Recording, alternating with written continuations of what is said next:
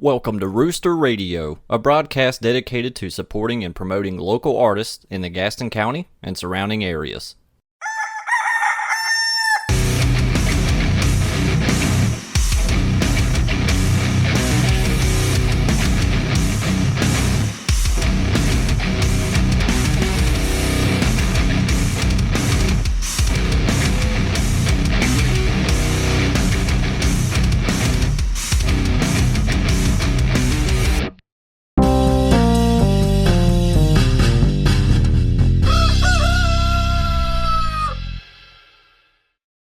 Well, Michael, thank you so much for joining me tonight. I'm glad we could finally make this happen. And I'll tell you, it almost didn't happen this week because earlier in the week I got the flu. So I'm on the mend, and I'm glad in enough time to get this episode locked down. So we're going to start off the way that I normally do. I'm going to ask you one simple question, and we're just going to see where it goes. And I'm excited to see where it goes because I know some of your journey. I don't know all of it. And maybe some people who are listening / watching don't know any of your journey. So I think this is going to be a good episode. Well, first and foremost, if you're watching, I do apologize. This is how I look. I can't do anything about it. Maybe I can put a little avatar up there, an AI avatar. All right. So, do you recall your earliest musical memory where you just had that feeling where you go, okay, I don't really know what this is, or I think I know what this is, but I know I like it, and then I don't know why, but I want more of it. What was that moment for you? Right. So, mine came, I was 13 years old. I already was into music. My dad always played guitar. I'd always listen to classic rock. My mom was really into like contemporary music in the 80s. Uh-huh. So like I had a relationship with music, but the first time music really grabbed a hold of me was in 1992. It was the summer. Me and my best friend were hanging out at his place. And he had a cousin that was a few years older than us, and he was the one that introduced us to everything that was cool. Yeah, he was the cool cousin, the older brother that always was showing you the cool shit. Yeah. So he was always giving us cassette tapes of bands that he liked. And I remember that day we were hanging out at his house, and his cousin brought over a tape of Rage Against the Machine first album. And we put that tape in, and we listened to that tape nonstop the whole day. At one point, I remember the two of us were jumping up and down on his mom and dad's furniture, screaming, "Fuck you, I won't do what you tell me," and just having the time of our life. And that was the first time music had ever like got me emotional. Yeah. It was a good time. Oh gosh. So where did things develop from there? Like, where did your journey take you, and what are some other artists, bands? Did you start going to concerts and all that, and just to try to get more? Because there's the law of diminishing returns, right? Like you're never going to hear Rage Against the Machine for the first time again, right? So, well, fortunately, the '90s, I feel lucky having been a teenager in the '90s. Yeah, I feel like creatively, it was like the best time for pop culture. Yeah. Like, there still was enough room left for like super creativity, shit that just hasn't been done before. Right. Stuff that was original, where you weren't just like, adding on to something that already, like innovating something that already existed. So from there, again, my buddy's cousin was always turning us on to say he's the person who introduced me to Metallica, Primus, all the old school metal, the Slayers, the Iron Maidens, and Pantera. Pantera was a big one, but when he brought over Pantera, we went nuts for that. Oh gosh. But throughout the '90s, like you had this explosion of creativity with music. You had bands like No Doubt, 311, Sublime. Stone Temple Pilots. Pearl Jam actually ended up being like my favorite band at the time. Yeah. To this day, I would say Pearl Jam's still probably one of my very, very favorite bands, mainly, for a couple of reasons, mainly because they're one of the only ones left that's still making music. Yeah. But they've just continued to write music, and as I've grown, like as I've gotten older, there's always been like an album to associate with a certain time of my life. Yeah. The first three albums were all of that teenage year angst, and then Right. No Code comes out, and it's almost like this way more mature. I mean, you can make an argument that Vitality was a little more mature than the first two, or Sure. Vitology rather. But No Code was the first album they put out that was like super, like getting into like deeper psyche and feelings and stuff. And even when I had my first child, when he was a baby, I used to drive around in my truck, and I put the song "Off He Goes" on repeat to get him to fall asleep at night. He was a real fussy baby, and I'd had him I had a little pickup truck, so I had the little baby seat in the passenger seat, and I'd put my finger out, and he'd hold my finger and fall asleep while we were listening to that song on repeat. So Yeah. That's cool. and then even in later in life, the album Lightning Bolt that came out several years ago, my wife and I danced to the song Yellow Moon at our wedding. Like just every phase of my life, there's a Pearl Jam album. So that's kind of why I've never stopped loving that band. But even into the later teens, early 20s, new metal became a big thing. Deftones was Yeah. huge. Lit Bizkit, and then metalcore. Yeah. Uh-huh. And you'll appreciate this. Kill Switch Engage, All That Remains. Bullet for My Valentine. Like in my 20s, that stuff was just so good. Yeah. And so I've always had a relationship with music. I know I'm talking about a lot of hard rock and heavy metal, but I was really big into hip hop too as a youngster. I got my first job at 15 washing dishes at a restaurant, and the guys in the kitchen were all listening to fucking Redman or Wu-Tang Clan, and so they turned me on to all that stuff, and Yeah. I fell in love with that stuff too. I'm a lover of creativity. Yeah. Yeah. That's cool. So let's talk a little bit about the Rooster. Okay. When did you have that dream? When did you say that not only do I want to be a small business owner, but I want to open this place where local artists can come and share their talent? Well, I was already a small business owner before this, and my previous businesses, I had a lot more freedom with my time, and this place keeps me busy at night and on the weekends. But back before we opened this place, my wife and I, we were avid showgoers. Like we were going to concerts nonstop. We were the butt of all of our friends' jokes about how it's a Tuesday night and we're at a show at the Pavilion and everyone else is at home. We're no stranger to 4 hours of sleep and Yeah. coffee and Advil in the morning, because we want to see a show, and we love it so much. But we were always on these long drives home after shows. We were going to Greensboro, Asheville, Greenville, South Carolina, even the other side of Charlotte for where we live. And so we'd be on these hours, sometimes 2 hour long drives. And we were on our way home from a show one night. I think this was 2015.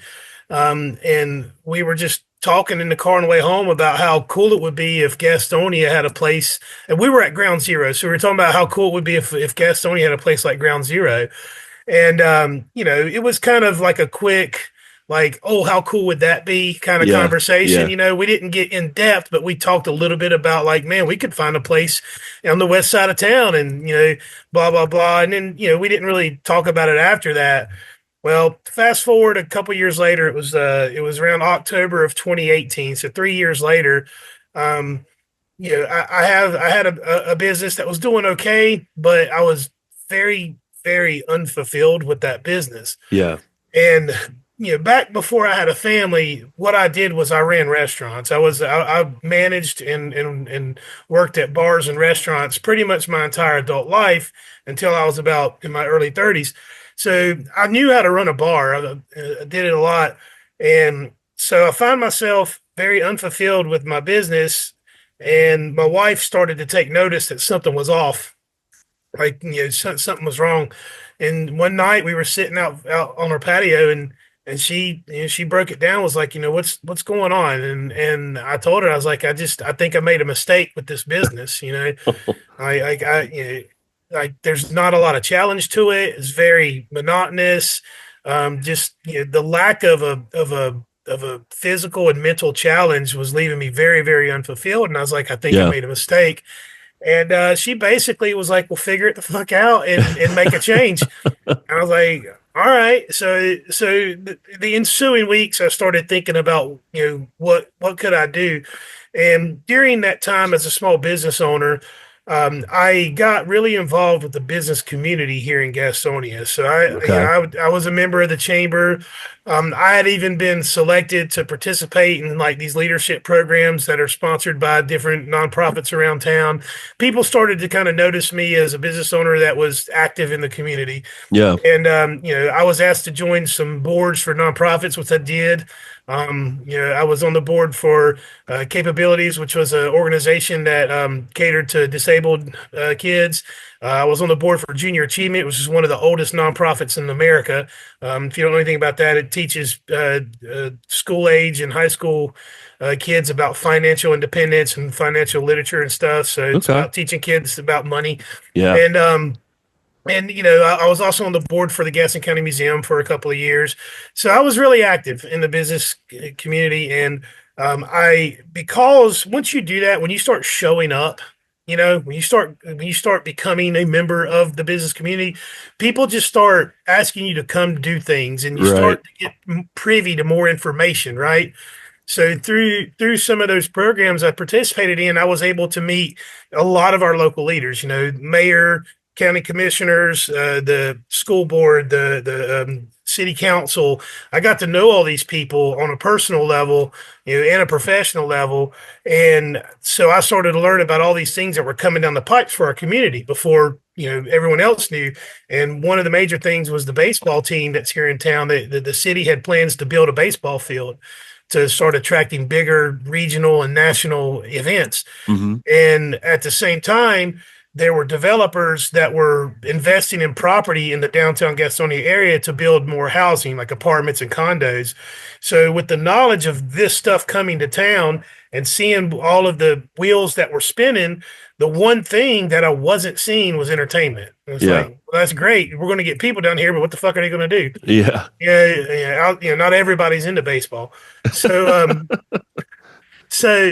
so, I discussed it with my wife. I was like, "You remember that time we talked about doing a venue in Gastonia?"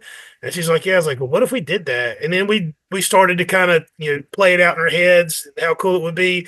So in October of 2018, I started looking for property, and I reached out to a couple other venue owners in the region, just to pick their brain.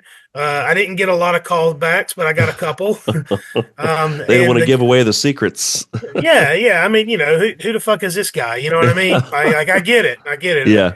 But there were a couple that were gracious enough to take some time to talk to me, and I got to learn a little bit about the music side of things. I already knew Yeah. how to run a bar. That's Yeah. I do that in my sleep, and so I was a sponge. I just listened to everything they had to say and kind of took everything they said to heart. And meanwhile, I'm looking for property, and then the rest is kind of history. Once I found the place that we're at, there were just a shit ton of hurdles and things in the way. I've talked about it a lot in the past in other interviews and stuff, but most people, and I've said this before, most people in my position would have given up before the doors got open. Like Yeah. I had to deal with so much bullshit to get this place open, including the COVID shutdowns. I bought this property and then had to sit on it for 2 years because of COVID. Oh So, gosh. and dude, during COVID, I had at least a half a dozen people reach out and offer to buy this building from me. And I never even thought twice. It was Yeah. always no, like I'm on this mission. Like this, I'm making this happen no matter what. And Wow. yeah, yeah. So that's kind of how we got here. Yeah. That was. I was wondering, paying attention to that timeline, and I was like, man, I know it hasn't been operational Yeah. for that long. Like, what happened? And it's like, oh yeah, COVID. Yeah, COVID killed a lot of dreams, man. COVID killed a lot of Jeez. dreams. A lot of mom and pop places are no more. A lot of people lost everything because of Yeah. COVID. It was the biggest transfer of wealth in American history. Yeah. We're not going to have that conversation, but it's fucked. Yeah. You know, Crazy times.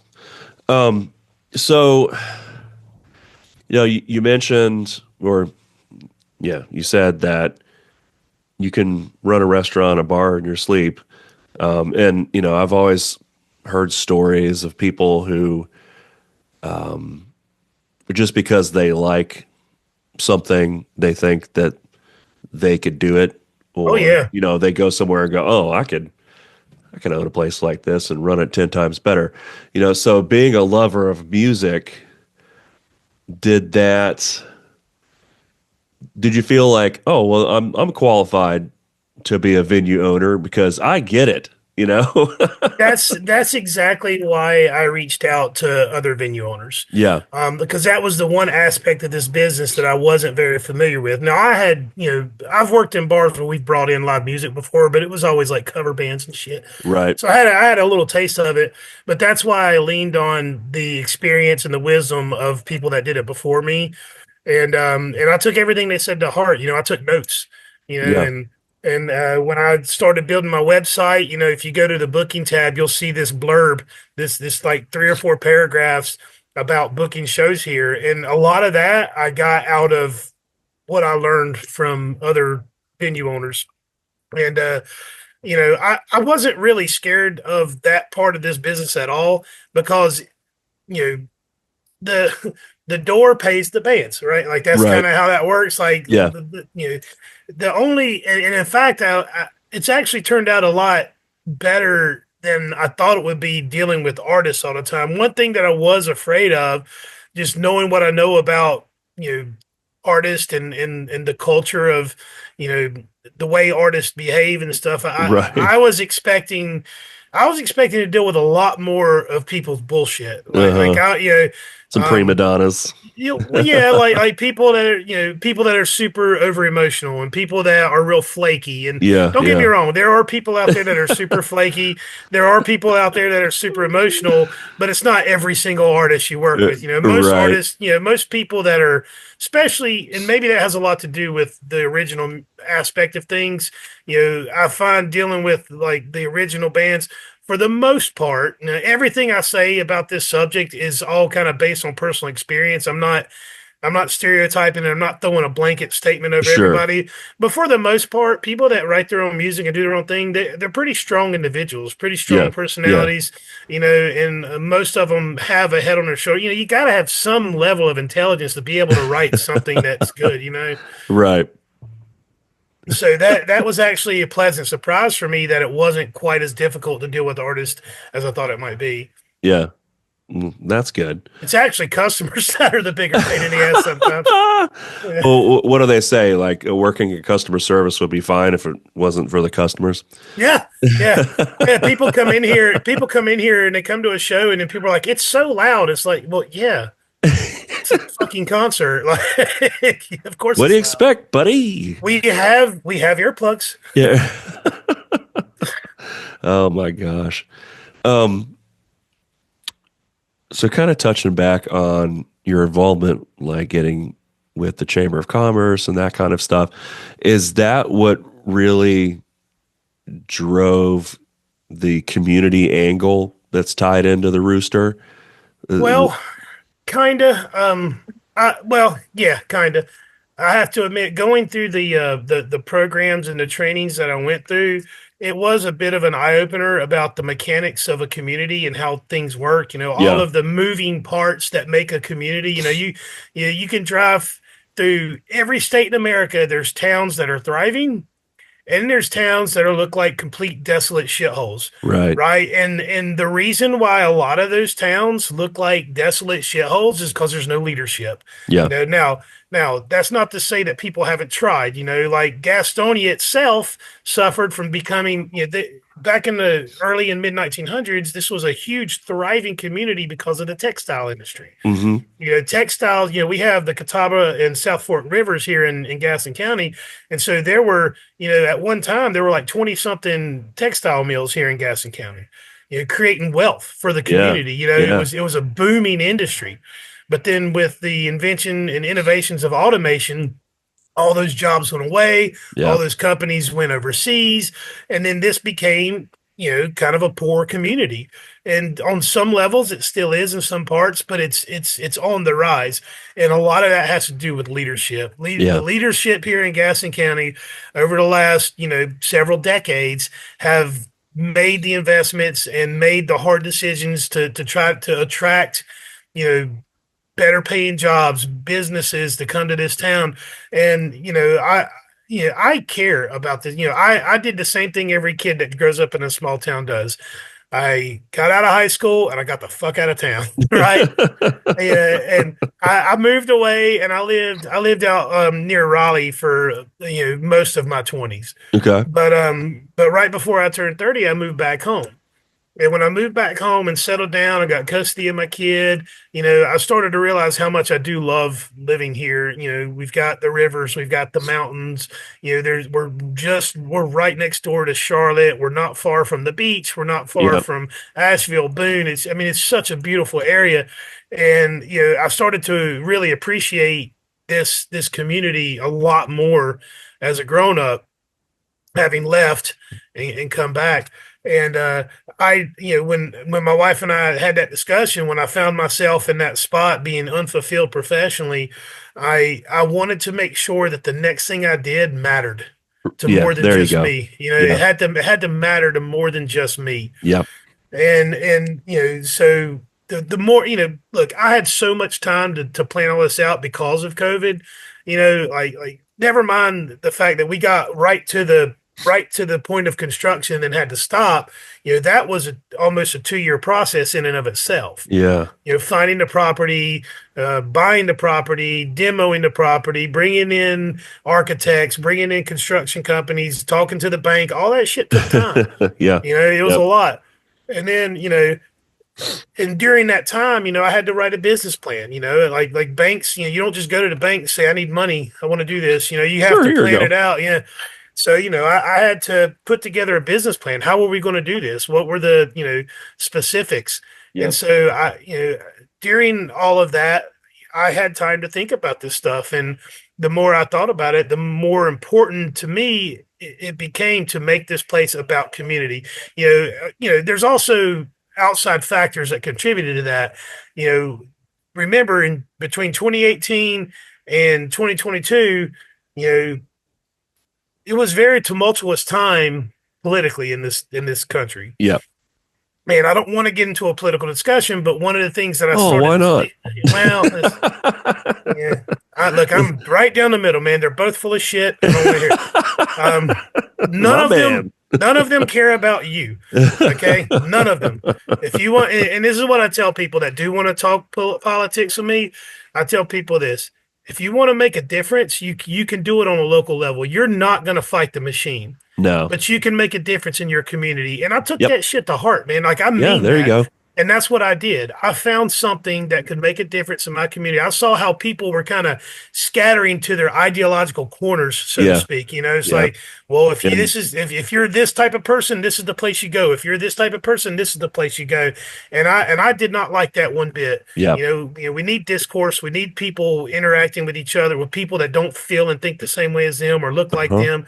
So it became more and more important to me to make this a safe place where everyone can come, no matter what your background, no matter what your leaning is, and we can forget about all that shit for a little bit. Yep. We're not, we don't we don't do that on our podcast, and we don't do that at our shows. We don't talk politics, and we don't talk religion. Look. If that's all you got to talk about, then brother, you need a fucking hobby, man. You need a hobby. You got to find something else to get into, man. Yeah, I hear that. Yep. And that's kind of why the guys and I started just even wanting to play out and just going, music is such a great equalizer. You know, Mm-hmm.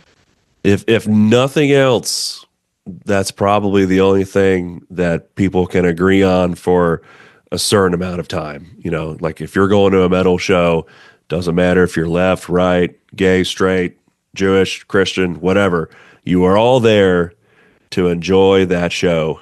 Yep.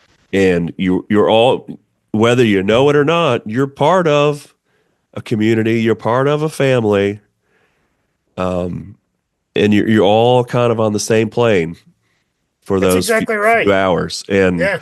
man, if people could just kind of harness that and remember that outside of the venues, Well, it's man, it's the same. It's the I know people don't like it when I say shit like this, but it's the same thing as religion.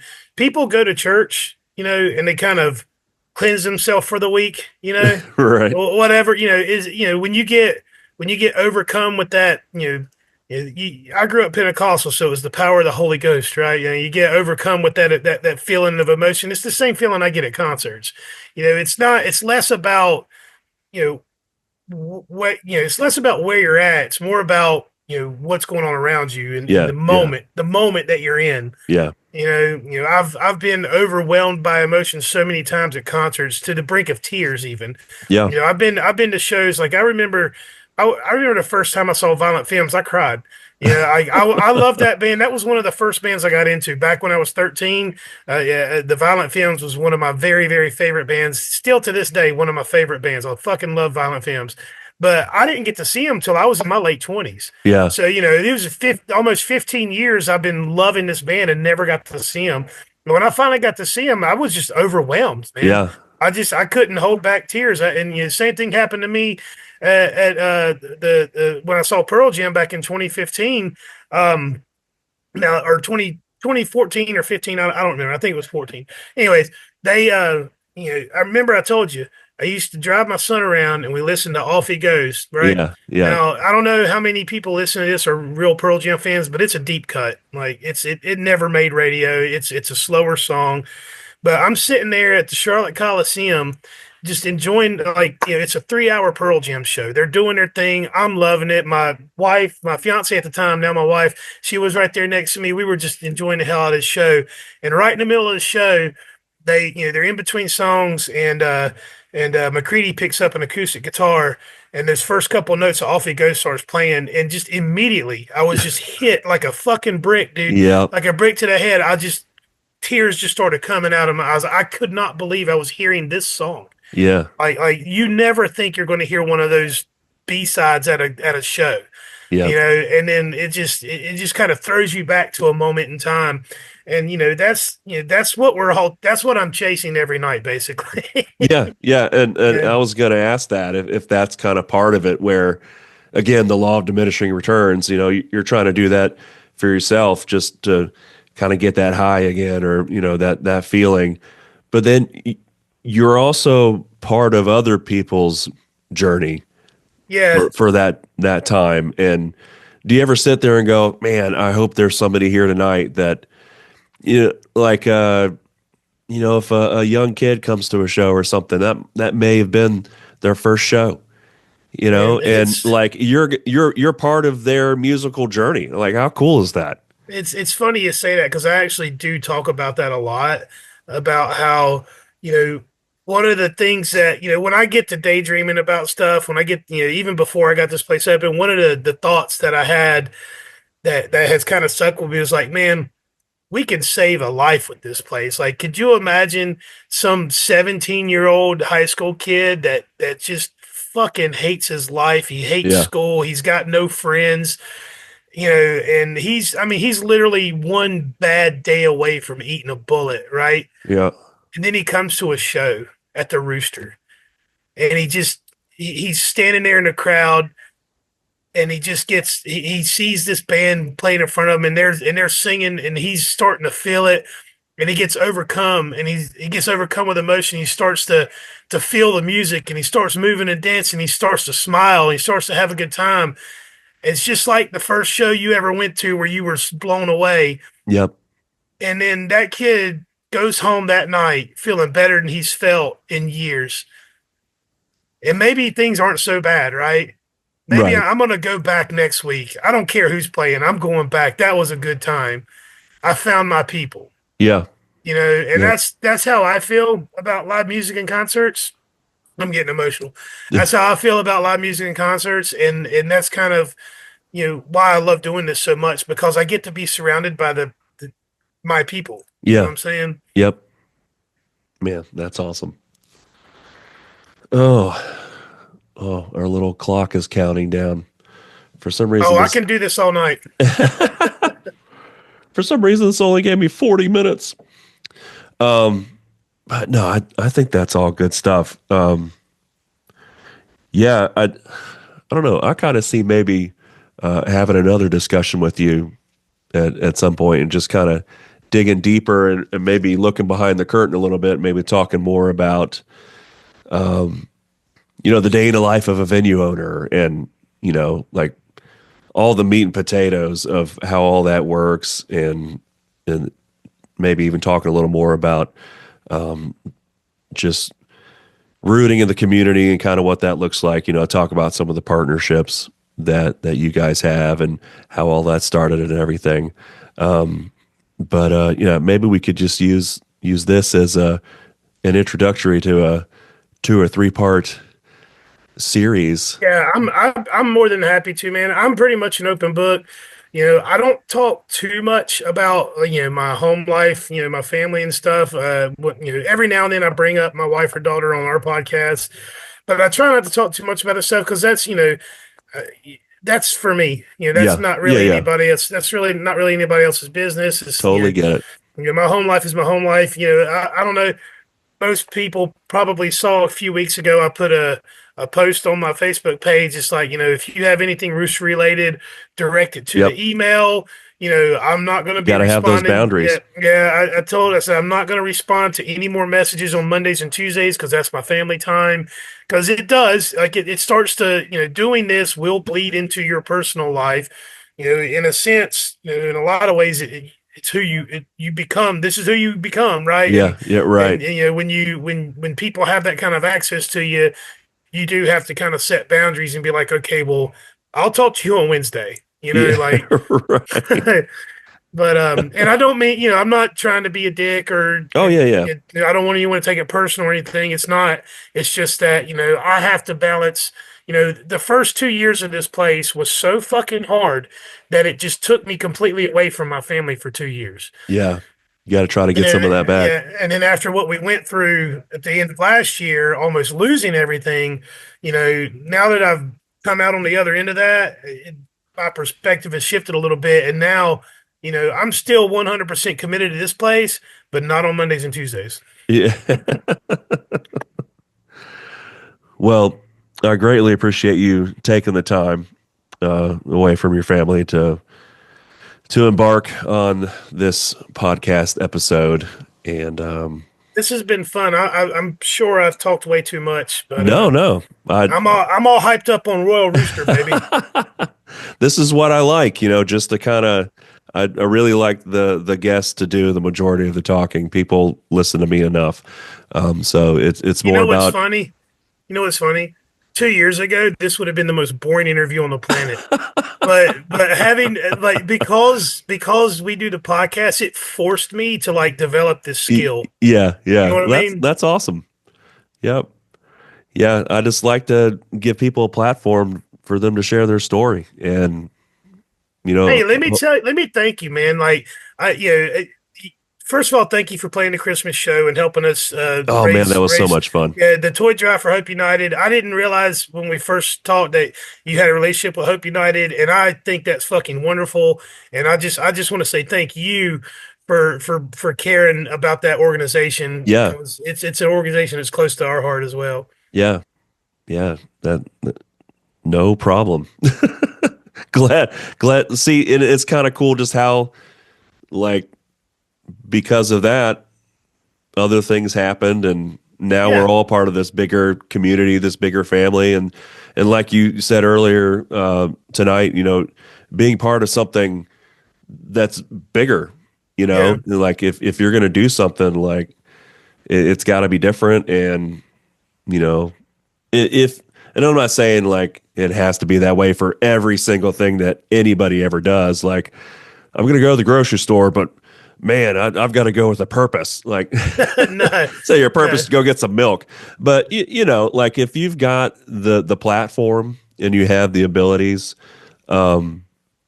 and if your thing is trying to help people, or if it's bringing awareness about something, or, like you said, your hope is that somebody comes to a show and it may not be as dramatic as, pulling somebody off the ledge. And, maybe just somebody just had a really bad day at work and they're like, man, I'm going to go to the Rooster tonight for the open mic night or something like that. And either get up there and play because I got to blow off some steam, or I'm just going to go enjoy and see what my neighbors, want to sing about or whatever, and just forget about your troubles for an hour and a half. It's good to have that escape, and it's good for somebody like you to care about your community enough to offer that for them. Thank you, man. I appreciate that. It's like I said, man, we can't change the big stuff. We can't change things on a world or national level, but we can make a difference where we live. And Yep. if more people took that advice and took that to heart and lived a little bit more purposeful of a life in your community, we could all be better for it. Yep. Totally agree. And I think that's a good place to end. Right on. Thank you so much, man. Yep. Thank you. All right. We'll Peace and definitely have love. you on again. Yeah, just let me know. I'm happy to do it. All right. Thanks. Peace out.